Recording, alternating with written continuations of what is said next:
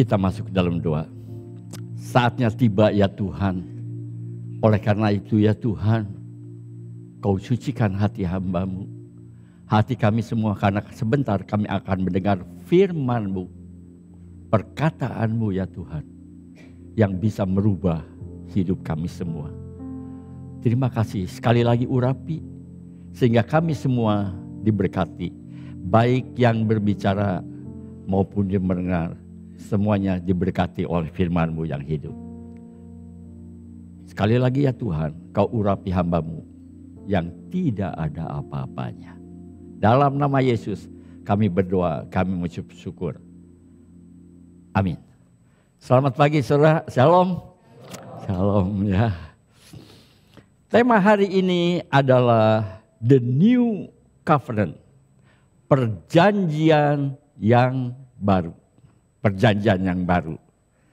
Kalau kita berbicara tentang perjanjian yang baru, artinya apa saudara? Pasti ada perjanjian yang lama. Betul enggak? Disebut baru karena ada yang lama saudara.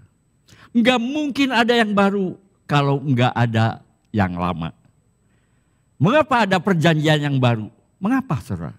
Kenapa harus ada perjanjian yang baru? Karena Allah sendiri, bukan saya sendiri saudara. Karena Allah sendiri mengatakan perjanjian lama itu ada cacatnya. Apa saudara sudah tahu saudara cacatnya perjanjian lama? Kita nggak pernah tahu saudara. Tapi Allah sendiri berkata perjanjian lama itu ada cacatnya. Allah sendiri yang mengatakannya. Perjanjian lama itu sudah menjadi tua. Dan apa yang sudah tua, sudah usang, sudah lapuk, sudah kuno, sudah dekat kepada kemusnahannya. Artinya sebentar lagi orang sudah melupakannya. Sebentar lagi musnah. Eta mah perjanjian zaman baheula, saudara. Tapi begitu banyak orang yang senang sekali dengan perjanjian lama. Coba saudara. Kalau ada orang yang masih pakai mesin tik di kantor, saya lihat di Berea juga nggak pakai mesin tik, saudara ya. Orang-orang akan berkata, masa masih pakai mesin tik? Yang kalau salah mengetiknya harus di tip X, betul enggak? Ya, harus di tip X. Zaman sekarang sih bukan di tip X, di delete saja, dibuang saja, supaya nggak kelihatan salah ngetiknya. Nggak kelihatan tip X-nya, kemudian diulang lagi ngetiknya. Hasilnya rapih, seperti tidak pernah ada kesalahan mengetik. Ingat saudara, zaman sekarang sih zaman komputer, zaman iPad, zaman laptop, bukan lagi zaman mesin tik. Ya, di sini ada gambarnya saudara. Mana ada di kantor pakai mesin tik. Ya, terus selalu ada tip X. Dan kalau udah di tip X, selamanya kelihatan tip X-nya, saudara. Perjanjian pertama atau perjanjian lama diadakan Allah pada waktu Allah membawa bangsa Israel keluar dari perbudakan di Mesir. Allah membawa keluar. Saudara ingat 10 tulah?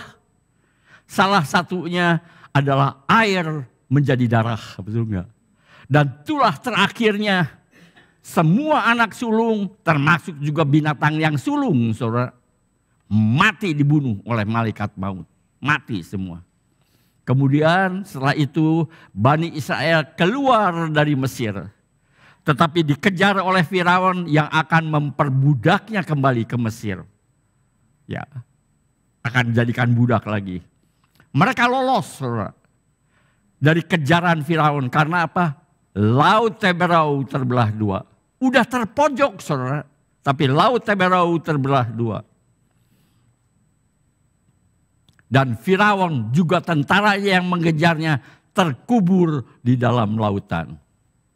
Di padang gurun. Karena perjalanan mereka tuh lewat padang gurun. Di padang gurun pagi-pagi Bani Israel makan mana atau roti dari sorga. Sore-sore makan daging burung puyuh. Saudara. Waktu susah di gurun tidak ada air saudara. Air keluar dari batu.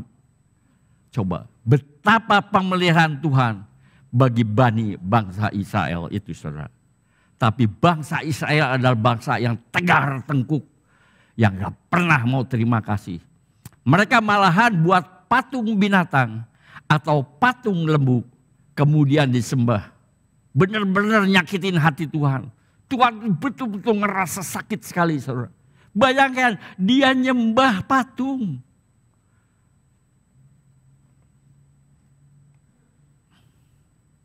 Di perjanjian lama, hukum yang berlaku di perjanjian lama adalah taat diberkati. Diberkati berlimpah-limpah. Tidak taat ditolak. Jadi diberkati atau tidak diberkati tergantung pada kesetiaan dan ketaatan umat Israel. Tergantung dari orangnya, saudara. Bahkan kalau kita membaca di kitab Yeremia pasal 3, saudara baca di rumah. Allah mengirimkan surat cerai kepada suku Yehuda. Saking udah bohotnya, saudara. Ya, dia kirimkan surat cerai kepada suku Yehuda atau suku Israel. Karena mereka tidak mentaati perjanjian. Sebelumnya, saudara, sebelum ada perjanjian, Allah berkata, kamu akan menjadi milik pribadiku.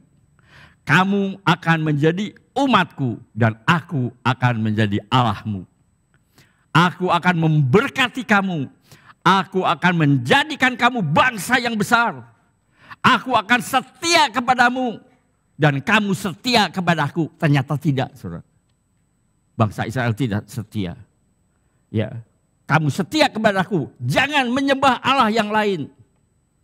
Ternyata bangsa Israel tidak setia, saudara, kepada perjanjianku.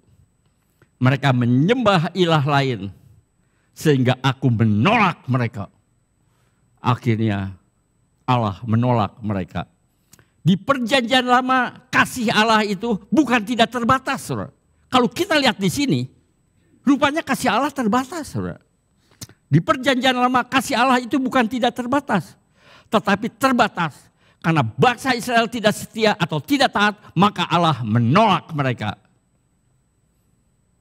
Karena perjanjian lama gagal, lihatin orang Israel selalu memberontak. Allah akan membuat perjanjian yang baru, yaitu perjanjian yang kedua. Bukankah perjanjian pertama itu juga prinsip agama? Seluruh agama-agama di dunia pakai prinsip itu, saudara. Agama apapun juga taat diberkati, tidak taat ditolak. Bukankah itu prinsip agama? Prinsip perjanjian lama. Dan itu juga prinsip orang-orang Kristen masa kini. Jangan pikir enggak gitu, saudara. Orang-orang Kristen masa kini pun masih mempunyai prinsip itu. Banyak orang Kristen hanya hidupnya saja di zaman perjanjian baru. Hidupnya di perjanjian baru, tapi cara hidupnya, prinsip hidupnya tetap saja sesuai dengan perjanjian lama. Betul, saudara? Kalau saudara ketemu teman-teman saudara, hidupnya di perjanjian baru, hidupnya, tapi prinsip hidupnya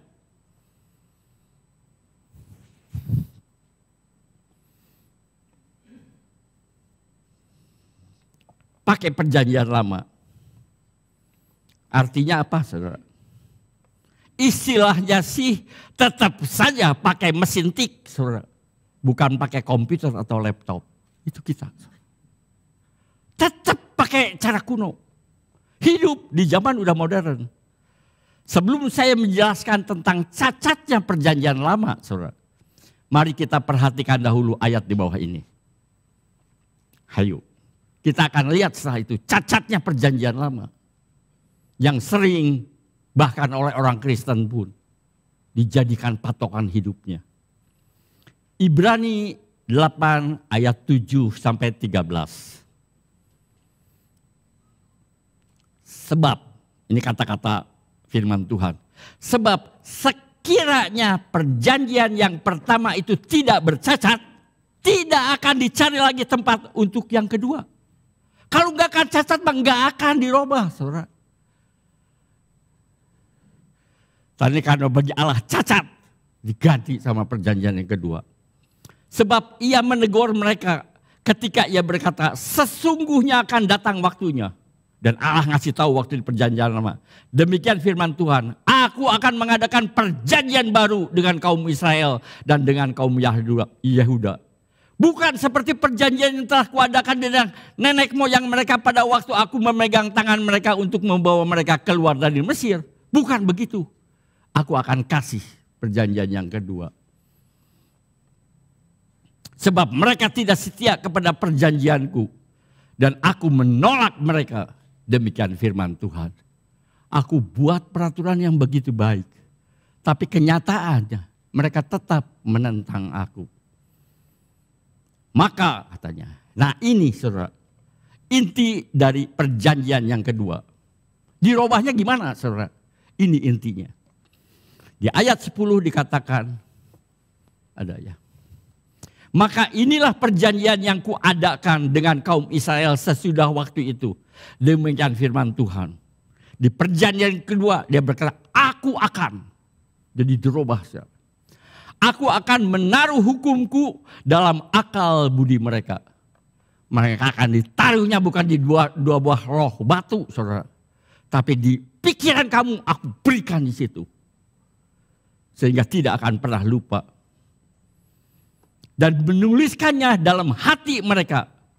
Maka aku akan menjadi Allah mereka dan mereka akan menjadi umatku. Karena mereka tidak mungkin lupa lagi. Ditaruh di pikiran. Ditulis di dalam hati. Itu perjanjian yang kedua, saudara. Dan mereka tidak akan mengajar lagi sesama warganya. Dan sesama saudaranya. Dengan mengatakan, kenalah Tuhan. Kenalah Tuhan. Sebab mereka semua besar kecil akan mengenal aku. Udah gak usah diajar, dia akan kenal Allah. Ya. Dan ayat 12, sebab aku akan menaruh belas kasihan terhadap kesalahan mereka. Dan tidak lagi mengikat dosa-dosa mereka. Udah gak diingat saudara. Tapi lihat di perjanjian lama, Allah ingat dan Allah menolak mereka. Dan 13, oleh karena ia berkata-kata tentang perjanjian yang baru, ia menyatakan yang pertama sebagai perjanjian yang telah menjadi tua. Sudah tua, saudara. Jadi mengapa kita harus tetap pakai perjanjian lama, saudara? Perjanjian hukum Taurat. Ia menyatakan yang pertama sebagai perjanjian yang telah menjadi tua. Dan apa yang telah menjadi tua, usang, lapuk, telah dekat kepada kemusnahannya. Perjanjian ini disebut covenant, bukan agreement, saudara. Ya, perjanjian ini aneh, saudara. Bukan agreement kan, tapi perjanjian ini covenant. Perjanjian covenant itu biasanya diadakan pada waktu janji pernikahan, saudara. Dan saya biasa menikahkan mempelai, saudara. Saya nggak tahu berapa puluh saya menikahkan. Ya, perjanjian. Saya biasanya berkata, covenant itu adalah perjanjian ikat janji. Sekali janji terikat terus. Jadi saya sebut perjanjian ikat janji atau covenant. Janji antara mempelai pria kepada mempelai wanita. Kemudian juga sebaliknya, saudara. Dengan disaksikan oleh Tuhan dan oleh para jemaat. Kalau waktu menikah kan selalu demikian, saudara. Saudara janji di hadapan Tuhan dan juga di hadapan jemaat. Dalam suka dan duka, dalam sehat dan sakit, dalam kaya dan miskin, kita akan tetap bersama sampai kematian memisahkan kita. Itu yang disebut covenant, saudara. Perjanjian sampai hanya Allah yang memisahkan kita, kematian yang memisahkan kita. Perjanjian ini lebih mengikat dibandingkan dengan perjanjian-perjanjian yang lain. Betul nggak? Sangat mengikat. Kalau covenant antar mempelai saja begitu kuat. Yang di kedua, saudara, covenant antara Allah dan kita. Kira-kira kuat sekali enggak? Sangat kuat. Karena Allah yang janji di situ, saudara. Allah yang janji covenant kita. Karena perjanjian pertama gagal, Allah akan membuat perjanjian yang baru, yaitu perjanjian yang kedua. Apa sih isi dari perjanjian kedua? Apa sih? Sebenarnya yang telah kita tadi baca, Ibrani 8 ayat 10 sampai 12, yang baru saja saya baca buat saudara.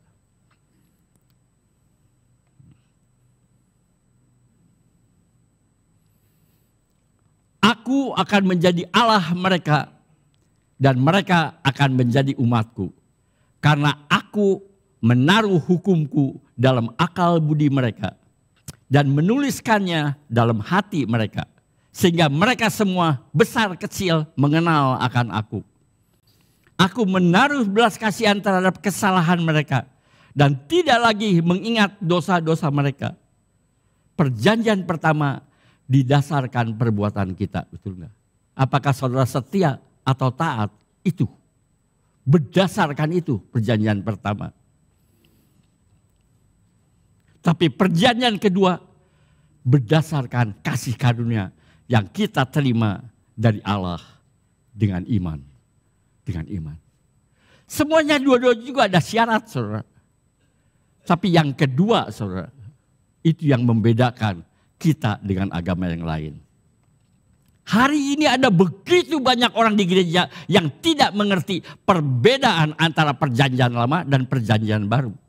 Selain fakta bahwa ada Yesus dalam perjanjian baru, tidak ada nama Yesus di perjanjian lama. Hanya itu aja yang mereka tahu. Mengapa kita membutuhkan perjanjian baru? Apa yang Allah lakukan di perjanjian baru itu berbeda dengan apa yang Allah lakukan di perjanjian lama. Dan karena banyak orang di gereja yang tidak mengerti perbedaan perjanjian lama dan perjanjian baru, akibatnya banyak orang Kristen yang hidupnya dalam zaman perjanjian baru, hidupnya, tapi cara hidupnya, prinsip hidupnya tetap sama dengan perjanjian lama. Kita seharusnya mengerti apa yang membedakan perjanjian lama dan perjanjian baru. Karena inilah yang juga membedakan kekristenan dan agama lain. Kekristenan beda sama agama lain, saudara.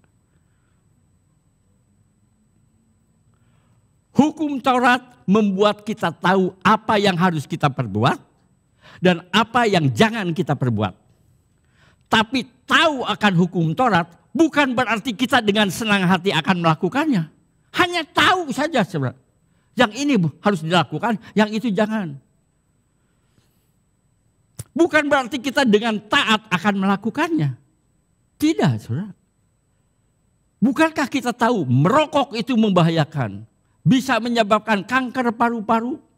Gambarnya orang yang dilubangi lehernya. Saudara tahu kan?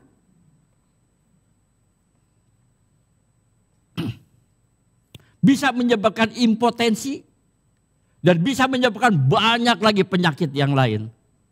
Tetapi tahu bukan berarti mereka jadi insaf. Bukan berarti mereka jadi bertobat. Bukan berarti mereka jadi tidak mau merokok lagi. Bukan berarti demikian. Sekali lagi mereka tahu bahayanya. Tapi merokok sih tetap saja merokok lagi. Bukan begitu kenyataannya. Orang tahu hukum Taurat, mana yang baik, mana yang buruk. Tapi berdosa, ya diterusin aja. Persis kayak merokok, saudara. Udah dikasih tahu bahayanya, tapi tetap saja. Hukum membuat mereka tahu baik dan buruk. Tapi melakukan yang baik, itu sih beda perkara, saudara. Mereka hanya tahu saja, tapi melakukan tidak, saudara. Beda perkara. Saya pernah mendengar perkataan ini, saudara. Ini saya baca. Bisa membaca tetapi tidak mau membaca, apa bedanya dengan orang yang buta huruf? Sama kan? Bisa membaca tapi gak pernah baca. Apa bedanya dengan orang buta huruf? Tahu yang baik, tahu yang buruk, tapi kita tidak bisa melakukan yang baik. Buat apa? Sama saja dengan orang yang tidak tahu baik dan buruk.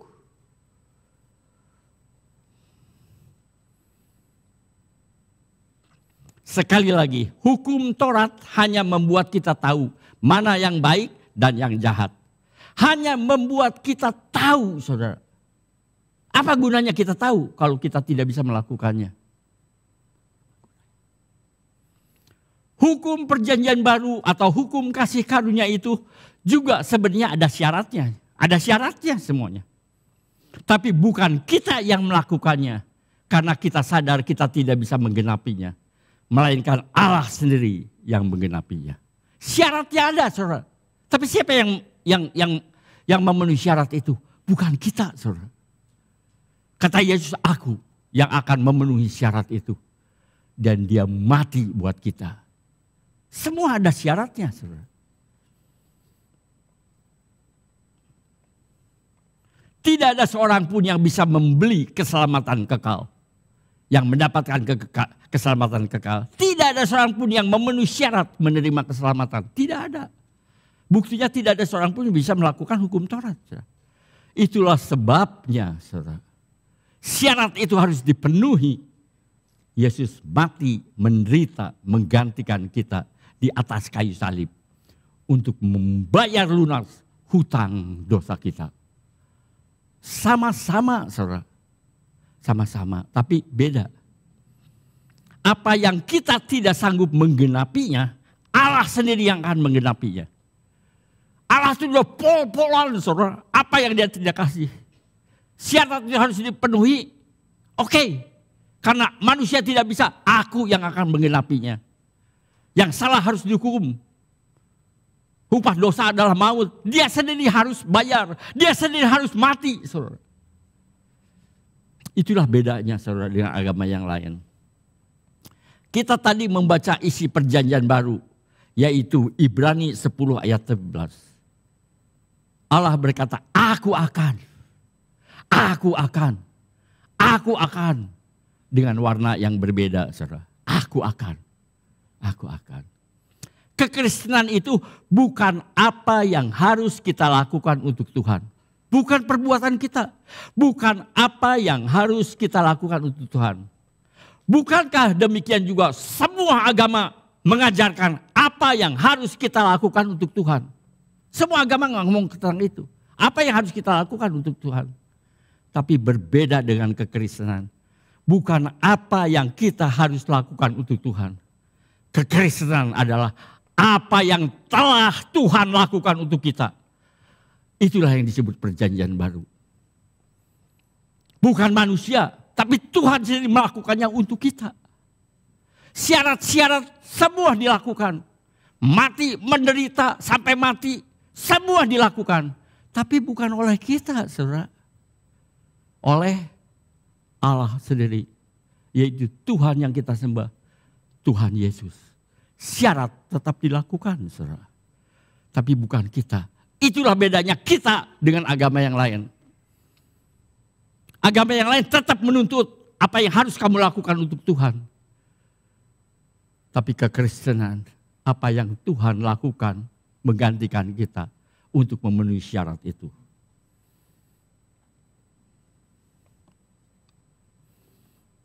Bukankah keselamatan kekal kita akibat dari apa yang Allah anak, yaitu Yesus Kristus lakukan untuk kita? Bukan kita, saudara. Pengorbanannya, mati di atas kayu salib, menggantikan kita untuk membayar lunas hutang dosa kita.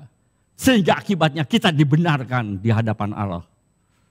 Ya, harus ada yang bayar. Dan Yesus sendiri yang membayar, menggantikan kita. Ya, bagi kita, saudara, keselamatan itu gratis, saudara, asal kita beriman. Tapi untuk itu, saudara, Yesus yang bayar harganya untuk kita. Kalau saya merenungkan itu, toto air mata saya ngalir, saudara. Kita yang berbuat dosa, Yesus yang membayarnya, saudara. Yesus yang membayarnya. Itulah bedanya kita dengan agama yang lain. Agama yang lain, apa yang kita perbuat yang baik untuk Tuhan kita. Tapi kekristenan, apa yang Tuhan lakukan untuk kita. Karena syarat harus dipenuhi. Sekarang kita masuk ke intinya, saudara. Di perjanjian baru ada 4 tambahan perjanjian yang tidak ada di perjanjian yang lama. Apa saudara yang membedakan terutama? Dan inilah yang terutama yang membedakan perjanjian lama dan perjanjian baru. Kesatu, saya ambil 4 saja saudara. Janji pemberdayaan, yaitu janji Allah akan memberi kemampuan kepada kita. Di perjanjian lama ada gak janji Allah tentang itu? Bahwa Allah akan memberi kamu kemampuan. Enggak, saudara. Allah hanya kasih tahu ini jalan baik, ini jalan salah. Lakukan yang baik, jangan lakukan yang salah. Tapi setelah itu Allah tidak terlibat, saudara. Di perjanjian lama orang Yahudi belajar hukum Taurat. Hukum yang dituliskan pada 2 loh batu. Dan merenungkannya siang dan malam. Supaya kita tahu hukum Taurat. Tapi di perjanjian baru, hukumku ditaruh dalam akal budi mereka, dalam pikiran mereka. Dituliskan dalam hati mereka. Tuhan memberikan hati yang baru. Hati yang rindu untuk melakukan hukumku. Bukan saja diberikan hati yang rindu untuk melakukan hukumku. Tapi Tuhan juga memberikan kemampuan untuk kita bisa melakukannya. Allah terlibat langsung, saudara.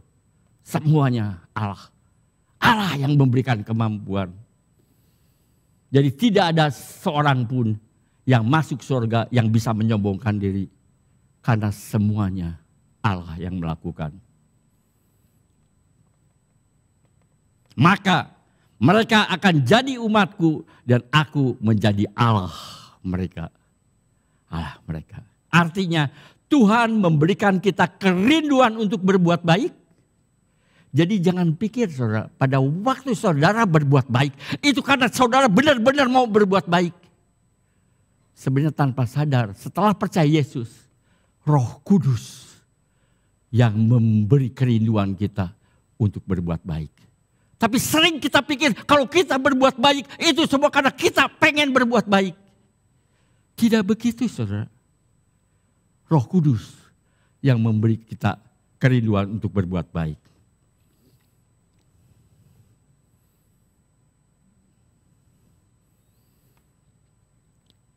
Maka mereka akan jadi umatku dan aku menjadi Allah mereka.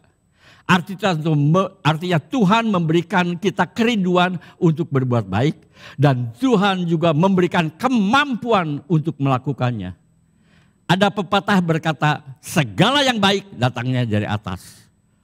Ternyata istilah itu sebenarnya di Alkitab juga ada, saudara. Ya. Bukankah Yakobus 1 ayat 17 berkata demikian? Setiap pemberian yang baik, setiap anugerah yang sempurna, itu datangnya dari atas. Kita pikir kita berbuat baik, kita sudah berbuat ini, kita semua berbuat itu, kita semua berbuat baik itu karena apa? Karena apa? Sebenarnya anugerah Tuhan. Tapi kita menyombongkan diri kita, seperti itu usaha kita. Diturunkan dari Bapa segala terang. Segala terang, tidak ada bayangan, saudara. Padanya tidak ada perubahan atau bayangan karena pertukaran. Alkitab berkata tidak ada seorang pun yang baik dan yang benar. Betul enggak? Jadi kalau kita berbuat baik, itu semua karena anugerah Tuhan. Dan kita pikir kita yang berbuat.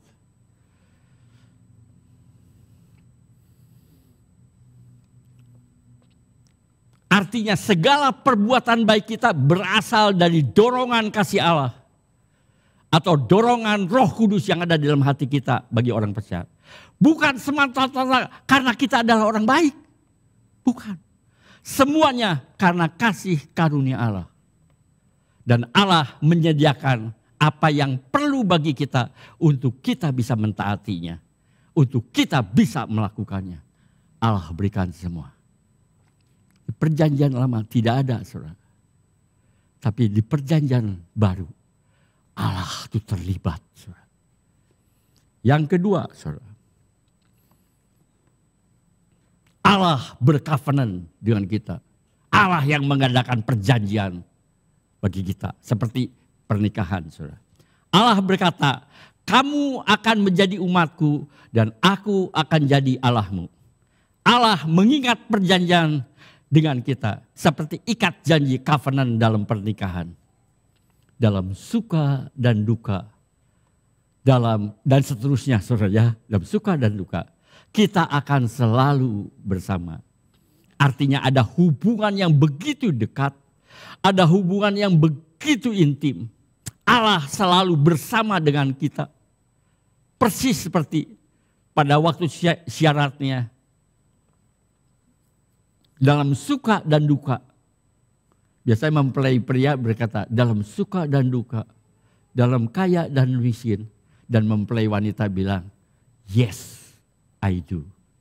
Ya, saya janji. Kemudian si suami sekarang yang terbalik. Yang ngomong kayak gitu. Dan si suami yang menjawab, yes, I do. Saya akan melakukannya. Ya, saudara. Ya. Kalau perjanjian covenant saja, saudara, begitu kuat. Karena kita berjanji dengan Allah. Terlebih lagi, saudara. Terlebih lagi, much more, saudara. Terlebih lagi, covenant antara kita dengan Allah. Allah yang berkata. Kira-kira gimana eratnya perjanjian itu, saudara? Itu yang kedua. Allah bercovenant dengan kita. Di perjanjian 5 tidak ada, saudara. Yang ketiga, pengenalan pribadi dengan Allah. Kita mengenal Allah. Makanya renungkan siang dan malam katanya. Supaya mereka semua Bani Israel lebih kenal Allah. Saudara. Di perjanjian baru, baik yang sudah lama mengenal Allah maupun yang baru mengenal Allah. Artinya gini saudara. Saudara boleh mengenal Allah sudah 15 tahun. Atau malahan baru mengenal Allah 15 menit yang lalu. Ingat, setiap umat perjanjian Allah akan tetap mengenal Allah. Dan mereka akan berkata, aku tahu siapa Allahku. Itulah yang diberikan oleh Allah. Meskipun baru mengenal saudara. Tapi firman Tuhan berkata, aku tahu siapa Allahku. Saya tidak bilang setiap orang Kristen saudara. Saya bilang setiap umat perjanjian Allah. Karena orang Kristen bisa merasa umat perjanjian baru. Merasa umat perjanjian baru hanya merasa. Saudara. Hanya merasa saja.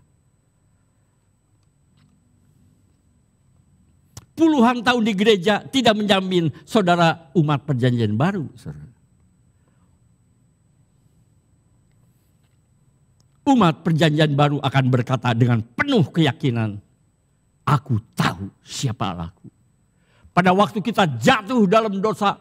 Pada waktu kita melakukan sesuatu yang menurut manusia udah wah jahat pisan. Dan kita datang kepada Tuhan. Untuk minta ampun. Untuk minta ampun. Dan berkata aku bertobat. Aku salah. Pada waktu si iblis menggoda. Karena dia adalah umat perjanjian baru. Maka dia berkata aku tahu siapa Allahku. Biar kamu bilang. Aku tahu betapa besar kasih Allah kepadaku. Dan itu di perjanjian baru diberikan kepada kita. Meskipun saudara begitu kenal Yesus. Kita akan berkata, aku tahu siapa Allahku. Dalam keadaan kepepet apapun, aku tahu siapa Allahku. Yang mati buat aku. Yang bagaimanapun besarnya, merahnya dosaku seperti kirmisi. Aku tahu siapa Allahku. Dia akan selalu mengampuni. Apabila kita datang, kita bertobat. Dan yang keempat, saudara.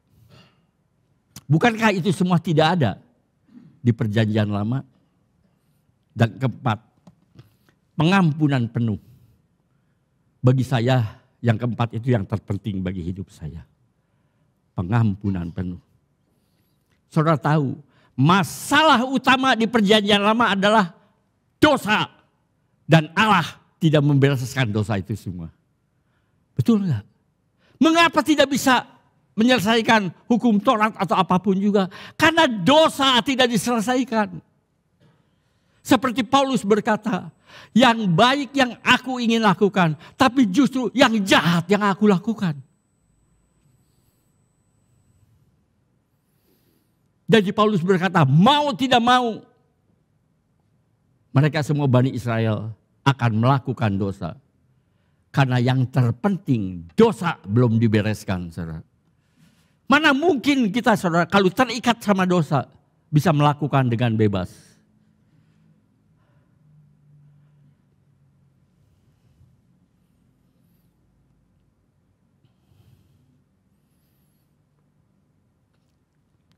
Pasti kita melakukan karena kita hamba dosa.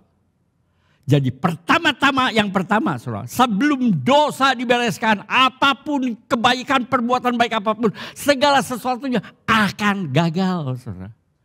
Karena intinya adalah dosa. Dan Yesus berkata, kalau kamu percaya aku akan memerdekakan kamu dari dosa. Kamu tidak akan terikat lagi. Tidak terikat itu artinya bisa berbuat jahat, bisa berbuat baik, saudara. Tapi tidak terikat lagi. Tidak jadi budak dosa lagi. Tidak jadi budak dosa lagi.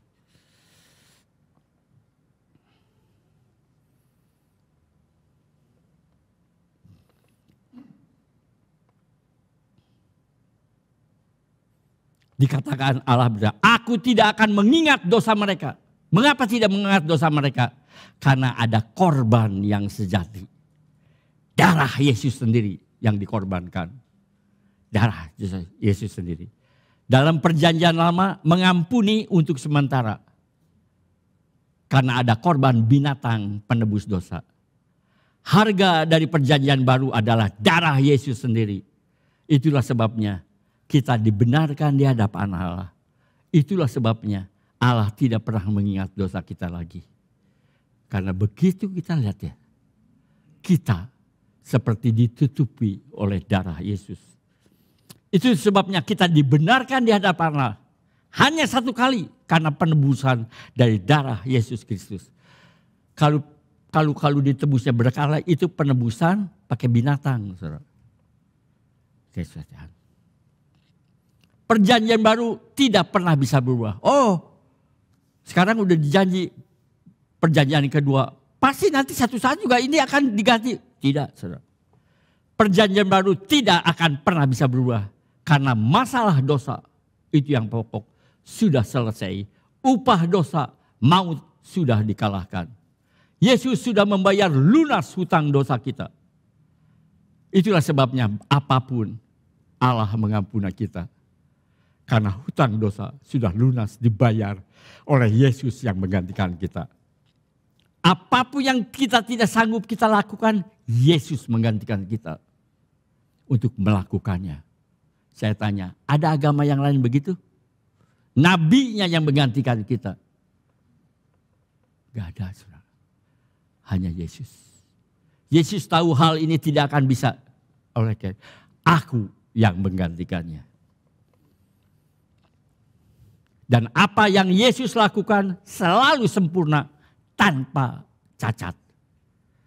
Sebagai umat perjanjian baru, tidak ada hukuman lagi bagi kita. Saudara pernah dengar itu? Enggak ada hukuman lagi, saudara.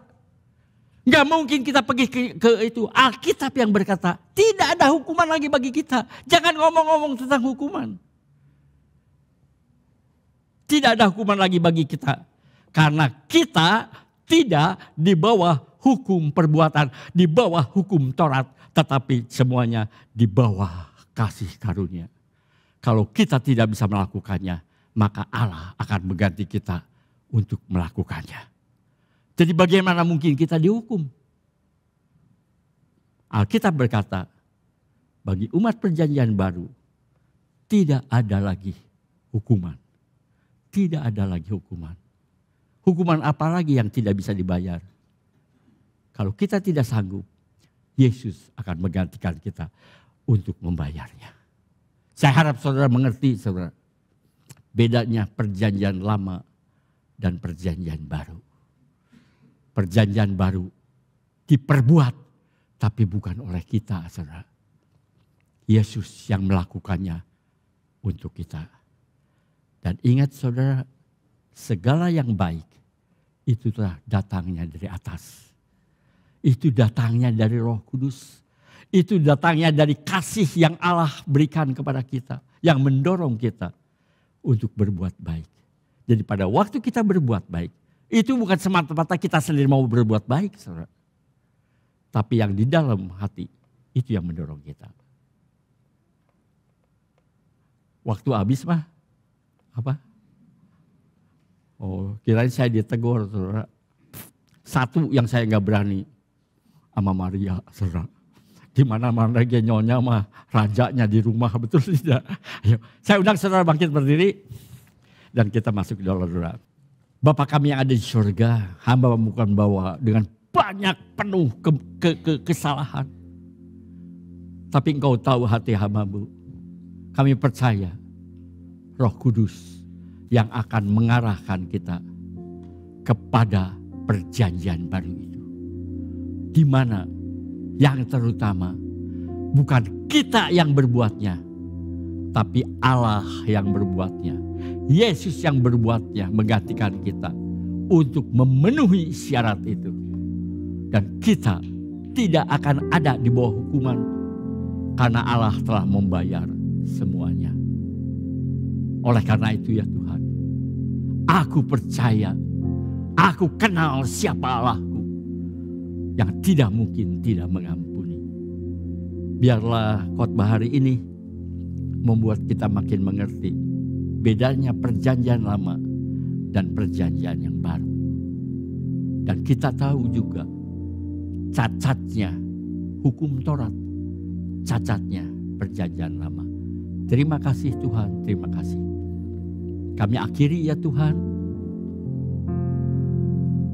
ibadah ini dengan penuh rasa syukur hanya dalam satu nama, Yesus Kristus, Juru Selamat dan Penebus kami yang hidup. Dan sekarang kiranya berkat dari Allah Bapa, kasih karunia, damai sejahtera dan sukacita daripada Tuhan Yesus dan persekutuannya Roh Kudus menyertai saudara dari pagi hari ini sampai Maranatha kedatangan Tuhan Yesus yang kedua kali. Amin.